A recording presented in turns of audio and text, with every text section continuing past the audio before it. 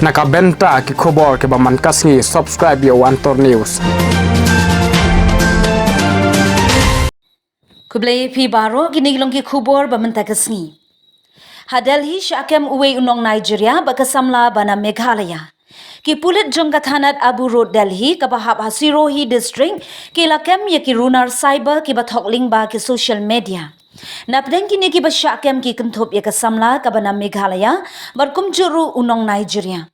Kargum ke jengya thu jong uhe pulit saruj barwa laong bahaka arpsau terik ya yong mentau usnem kawai kenong hikai kalalet ujor syaki pulin ba kalaya long parlok haka Facebook bat uwe usamla ubalakam yala di ba uday na New Zealand.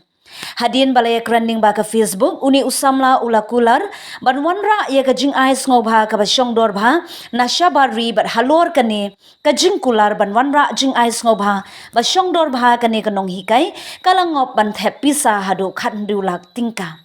Kumta hadin balalit ban ujor syakipulin na kalyang jung kipulit kila pelong ya ka jing tokit kababnya bat kila yok kem sendan ya utay unong thong ubaday na Nigeria.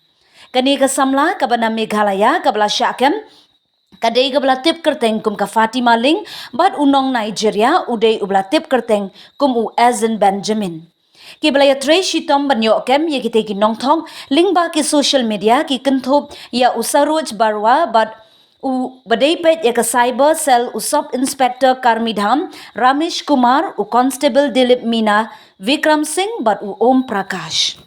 Analysis करके तकनीकी आधार पर हमने कुछ लोगों को चिन्हित किया, कुछ नंबर हमको चिन्हित करके फिर हम उनको फॉलो करते रहे और काफ़ी 2-3 बार टीमें भेजी और वहाँ से जानकारियाँ जुटाकर फिर हम फाइनली इस बार दिल्ली गए।